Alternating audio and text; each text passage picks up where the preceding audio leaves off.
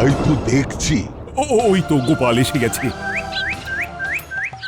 ও গোপাল, দেখো দেখি কি বিপদ। হ্যাঁ, তাই তো দেখছি। কাল রাতে কে বা কারা এসে এই রাজবাড়ির পাঁচিলের গায়ে কাঠ কয়লা দিয়ে এসব লিখে গেছে।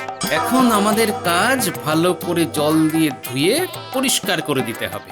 পরিষ্কার করে দিলেই কি আর মনের মধ্যে ভয়টাও চলে যাবে গোপাল? না না, ভয় না পেয়ে আমাদের সাবধানী হতে হবে, বুঝলে? আমি এইটুকু বলতে পারি, আমাদের রাজপ্রাসাদ নিরাপদ থাকবে। কি করে তুমি বলছো গোপাল? আমাদের সেনাপতি মশাই তো ভয়ঙ্কর অসুস্থ। সেনাপতি অসুস্থ ঠিকই, কিন্তু আমাদের সেনারা প্রস্তুত মহারাজ। আপনি একদম চিন্তা করবেন না। তোমার কথায় ভরসা জাগছে গোপাল। আমরা সবাই মিলে জল দিয়ে পরিষ্কার করি, যাতে লেখাগুলো আর কেউ দেখতে না পায়। ঠিক ঠিক বলেছ গোপাল। প্রহরী, যাও যাও, বালতি নিয়ে এসে লেখা মোছো। যথাজ্ঞা মহারাজ।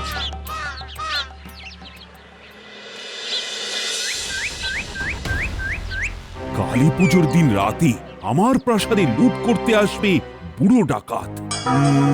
এই বুড়ো ডাকাতটা কে? মন্ত্রী, তুমি কিছু বলতে পারো? এত বড় সাহস রাজবাড়ির দেওয়ালে! না মহারাজ, আমি বলতে পারবো না। আমি এই প্রথম নাম শুনলাম। মন্ত্রী, সেনাপতি অসুস্থ। এই অবস্থায় এই প্রাসাদ রক্ষা করার দায়িত্ব তোমার উপর। এই মাটি করেছি, ডাকাতদের সাথে লড়তে গিয়ে যদি শহীদ হয়ে যাই, তবে আমার বউটা তো কেঁদে কেঁদে অন্ধ হয়ে যাবে। এবার কি বলি? কি গো মন্ত্রী, তোমার মুখে কথা নেই কেন? বাকি হারা হলে নাকি? মন্ত্রী মশাই, এই তো সুযোগ। আপনি না বলেছিলেন আপনার দুটো হাত সমানভাবে চলে? মহারাজ, আপনি একদম নিশ্চিন্তে থাকুন। আমাদের মন্ত্রী মশাই আছে তো। মন্ত্রী মশাই বুড়ো ডাকাতকে দেখবেন, আর আমরা সবাই কালী পুজোয় থাকবো। গোপাল একদম ঠিক বলেছে মহারাজ। মন্ত্রীমশাই আমাদের রক্ষাকর্তা। সবাই মিলে আমাকে নিয়ে তামাশা শুরু করে দিয়েছে। আমাকে কিছু একটা ভাবতে হবে। গোপাল, এতক্ষণে মনটা বেশ হালকা লাগছে। মন্ত্রীর ওপর সব ভার দিয়ে কেমন নিশ্চিন্ত লাগছে। আমি মরছি নিজের জ্বালায়, নগেন আমার গোপ রেখেছে। তাহলে এবার কালী পুজো নিয়ে আলোচনা শুরু হোক। গোপাল, মন্ত্রী তো সৈন্য সামন্ত নিয়ে প্রাসাদ রক্ষা করবে, আর গোপাল তুমি পুজোর সব ব্যবস্থাপনায় থাকবে। ঠিক আছে মহারাজ, আপনি একদম ভাববেন না। সবই মায়ের ইচ্ছে। জয় মা কালী বলে সব কাজ উদ্ধার করব। আমার প্রথম কাজ আজ পোটোর কাছে গিয়ে মায়ের মূর্তিটা দেখে আসবো।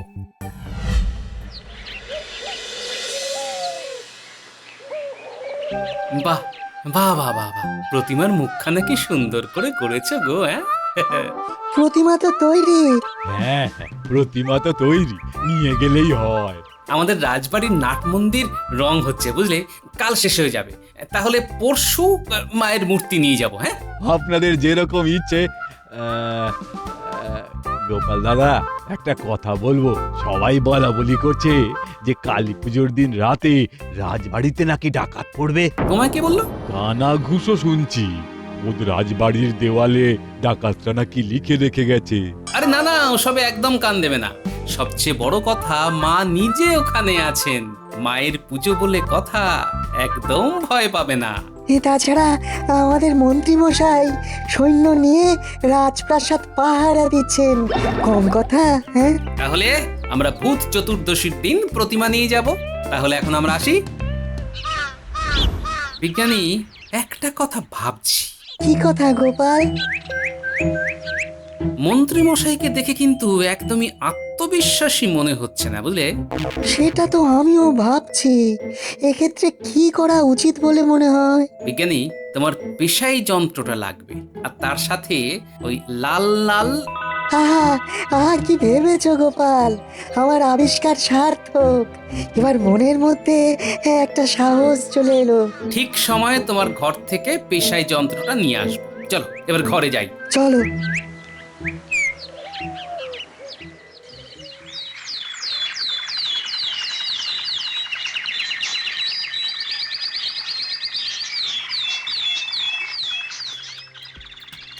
এই মিনু, তোমাদের বাড়ির সামনে এত ভিড় কেন গো? কি গোপাল দাদা, আর তোমার দেওয়ালে কি লিখে দিল? ও মা গো, এবার কি হবে গো? শেষে ওই বুড়ো ডাকাতের হাতে প্রাণটা যাবে। খুব খারাপ হবে। কত জোয়ান ডাকাত থাকতে বুড়ো ডাকাতের হাতে মারা যায়। এই তো বাবা জীবন এসে গেছে। দেখেছো কি লিখেছে? এই সাবধান গোপাল, এই মা, ইস, বাবার নাম মুখে নিলাম। ছি ছি ছি ছি ছি, বেশি বাড়াবাড়ি করো না। আগামী অমাবস্যার দিনে আমরা রাজবাড়ি ডাকাতি করব এবং তার সাথে তোমাকেও শিক্ষা দেব। ইতি বুড়ো ডাকাত। আর তো হালকা করে নেওয়া যাচ্ছে না ব্যাপারটা, কি গো গোপাল দাদা? আমাকে ধমকে চমকে কোনো লাভ নেই। চলো বুড়ো ডাকাত, আজ এই গোপাল ভাঁড় তোমাকে বলছে, দেখি তোমার কত ক্ষমতা। এসো কালী পুজোর দিন, জয় মা কালী। কালী পুজোর দিন সব বধ হবে। হ্যাঁ, তুমি এসে খুব ভালো করেছো বাবা। তুমি হবে সেদিনের যুদ্ধের সেনাপতি। বাহ, আমি সেনাপতি? আমাদের লক্ষ্য হলো বিনা যুদ্ধে নাহি দিব সুচাগ্র মেদিনী। আমরা তোমার সাথে আছি দাদা বাবু। কি জানি সেদিনে কি হবে। মা গো, রক্ষা করো মা, রক্ষা করো। বাবা জীবন, ঘরে ঢোকার আগে চলো এই লেখাটাকে মুছে দিই। অগিন্নি, এই ঘরের ভেতরে গিয়ে এক বালতি জল নিয়ে এসো তো। চলো মা। হ্যাঁ চল।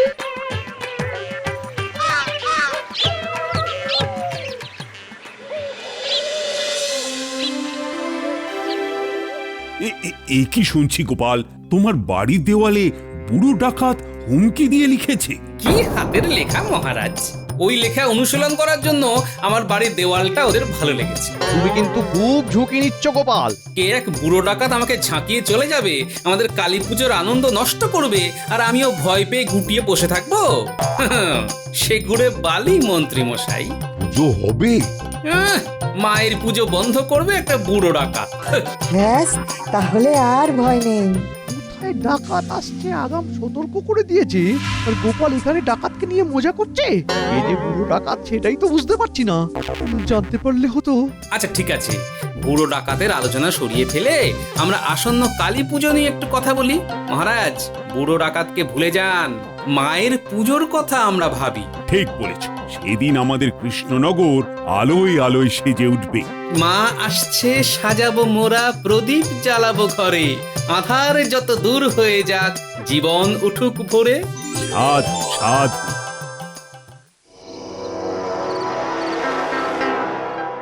এই শুনছো, আজ আমার ছানা বড়া খেতে খুব ইচ্ছে করছে।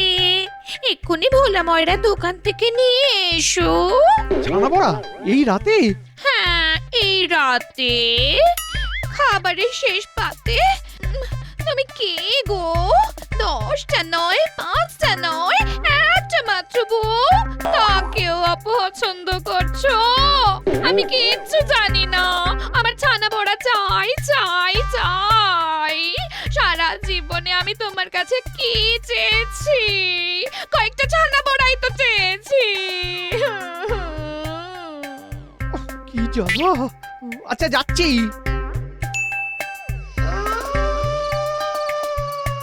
কেন যে লোকে বিয়ে করে কে জানে? কোন সুস্থ মানুষ বিয়ে করে না। রাত বিরেতে কেউ ছানা বড়া খেতে চায়? একে বুড়ো ডাকাতের ভয়ে আমার এখন তখন হয়ে যাচ্ছে।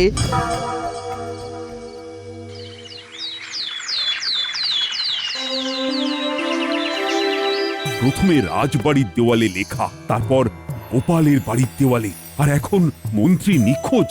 না না না, আর তো লঘুভাবে জিনিসটাকে নেওয়া যাচ্ছে না। কি বলো গোপাল, এটা আবার বুড়ো ডাকাতের কাজ নয় তো?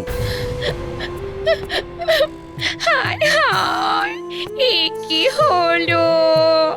এ কি হলো? আহা মন্ত্রী বউ, কেঁদো না, চুপ করো। আচ্ছা, মন্ত্রী অত রাতে বাড়ি থেকে বেরিয়েছিল কেন? আমার জন্য ছানা বড়া আনতে গেছিল। এখন যে কোথায় আছে কে জানে। আমি আর ছানা বড়া খেতে চাইবো না, তুমি ফিরে এসো।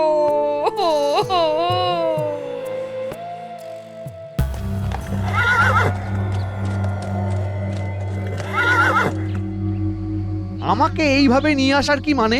এবার খোলসা করে বলো। এ আপনার ভালোর জন্যই করা হয়েছে। আপনার তো দীর্ঘদিনের ইচ্ছে কৃষ্ণনগরের সিংহাসনে বসার। কত রকম ভাবে চেষ্টা করেছেন, সফল হননি। তাই আমরা দুজনে পরিকল্পনা করি কিভাবে আপনার পাশে দাঁড়ানো যায়। সুযোগ এসে গেল যখন শুনলাম সেনাপতি অসুস্থ, ব্যাস ছক করে নিলাম কি করতে হবে। হয়ে গেলাম বুড়ো ডাকাত। ঠিক করলাম ডাকাত হয়ে আক্রমণ করব রাজবাড়ি।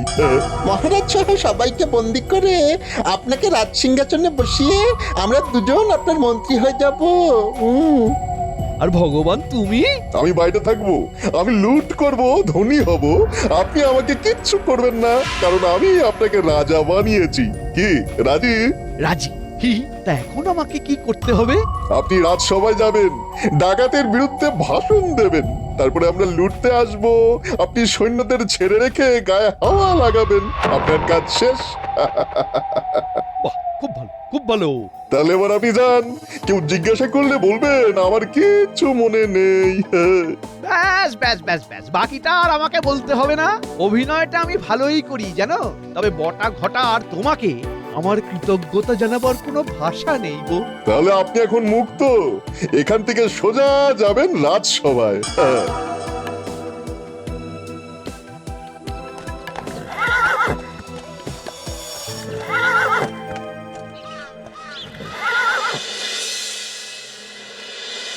মন্ত্রী বউ, তুমি একদম চিন্তা করো না, আমি দেখছি।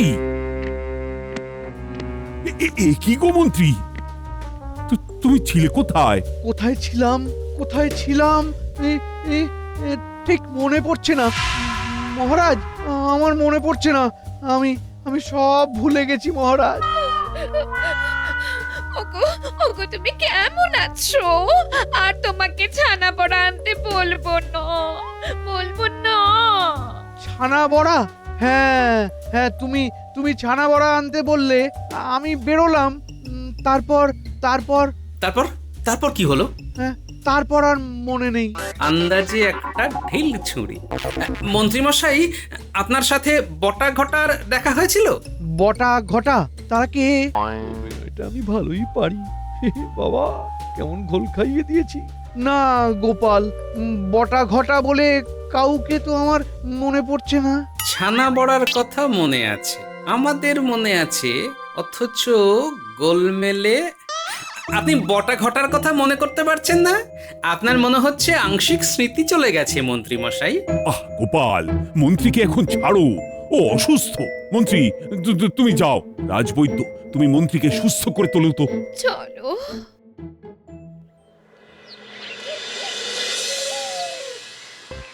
বিষয়টা বড় গোলমেলে লাগছে গোপাল। আমার তো মনে হয় বিষয়টা আরো সহজ হয়ে গেল। মানে?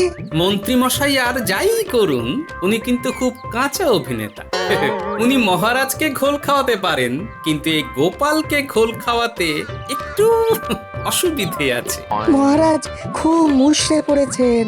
কাল প্রতিমা মণ্ডপে চলে এলেই মহারাজ আবার চনমনে হয়ে উঠবেন। কাল সকালে প্রতিমা আনতে যাব। চিন্তা করো না বিজ্ঞানী, তোমার পেশাই যন্ত্র আর আমার পরিকল্পনা দুটো মিলে গেলেই কিস্তিমাত।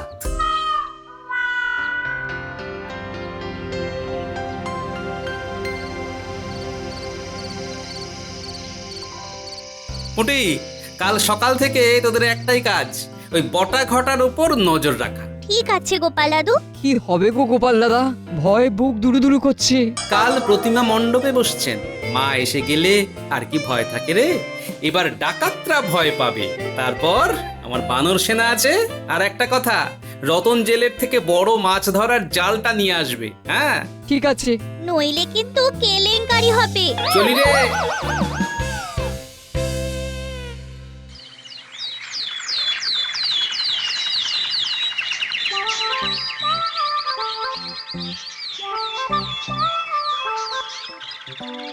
ইহে ঢাকি, মা এসে গেছেন, এখনো চুপ করে বসে আছো? কই বাজাও বাজাও, বাচ্চারা নাচবে, হুটোপুটি করবে। গোপাল, আমার কিন্তু ভীষণ চিন্তা হচ্ছে। তুমি জানো না, আমার ভেতরে কি ভয়ঙ্কর এক কষ্ট হচ্ছে।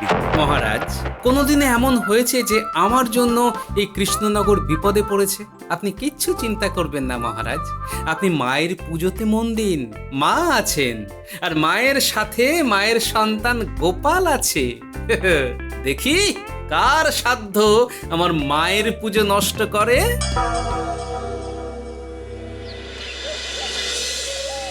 আগে মন্ত্রীমশাইয়ের বাড়ি যাব, কাল কি ঘটনা ঘটলো সেটা তো জানতে হবে। আর তারপর তারপর বুড়ো ডাকাতের ডেরায় যাব। শোন পুটি, তুই ট্যাপার পুচকে গোপাল দাদুর কাছে গিয়ে যা শুনলি সেটা বল। আমি আর ন্যাপলা দুজনে বড়টা ঘটার পেছন নিচ্ছি। বুড়ো ডাকাতটা কে সেটা তো জানতে হবে। ঠিক আছে। চল ন্যাপলা।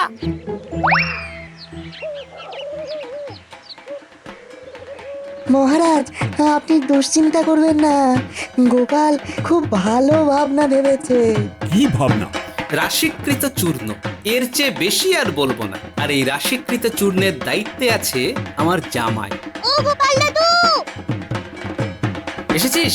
বল, কি খবর এনেছিস? বটা কাকা আর ঘটা কাকা দুজনে ঘর থেকে বেরিয়ে মন্ত্রী মশাইয়ের বাড়ি গেল। তারপর? ওরা বলল আগে মন্ত্রীমশাইয়ের বাড়ি যাব, আর তারপর তারপর বুড়ো ডাকাতের ডেরায় যাব। তারপর? উল্টে আর ন্যাপলা দুজনে বটা ঘটার পিছু নিয়েছে ওই বুড়ো ডাকাতটা কে সেটা জানবার জন্য। জয় মা কালী! দেখলেন তো মহারাজ, কি বলেছি? মা নিজের পুজো নিজেই করিয়ে নেবেন। আজ ভূত চতুর্দশী, বাতি দিয়ে সাজাতে হবে তো।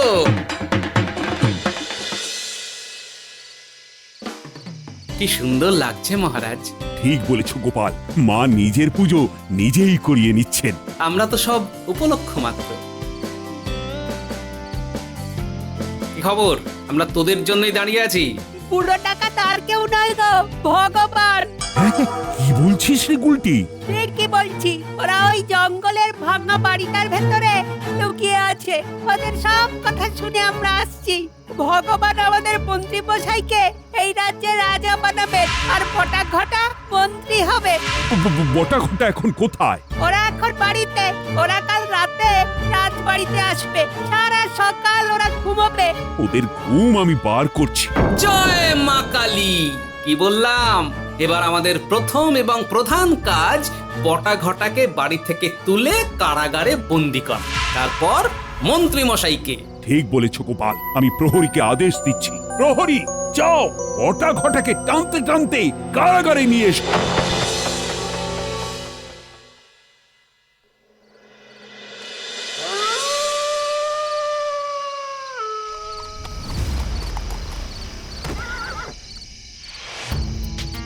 ওরা আসছে। বাবা জীবন, তুমি প্রস্তুত তো? হ্যাঁ বাবা, আমি একদম ফুটছি, টকবক টকবক টকবক করে। এ কি রে, আমাদের প্রাসাদ লুট করার জন্য সিংহ দরজা খোলা রেখেছে? কই মন্ত্রীমশাই তো এরকম করবেন সেটা তো বলেননি। এই চল ভেতরে ঢুকি। ভেতরে বটা ঘটা আর মন্ত্রীমশাই আছে।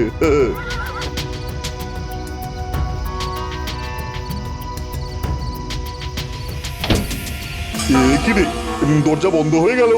তার মানে এটা ফাঁদ পাতা। বাবা জীবন, ছুড়ে দাও চূর্ণীকৃত ব্রহ্মাস্ত্র। উড়ি বাবা কি চলছে রে? এই চোখ জ্বলছে। এই উড়ি বাবা চোখ জ্বলছে। এই উড়ি বাবা এই চোখ জ্বলছে। পুটির বাবা, নাও জালটা ছুঁড়ে দাও, সব কটাকে জাল বন্দি করো।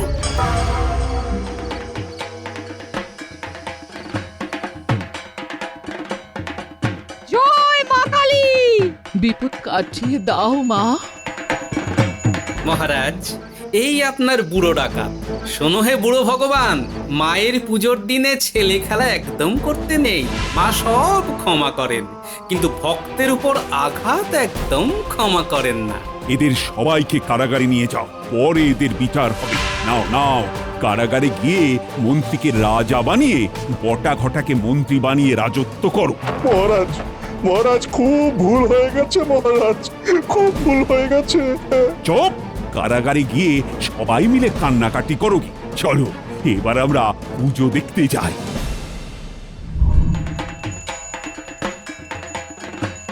জয় জয় মা কালী।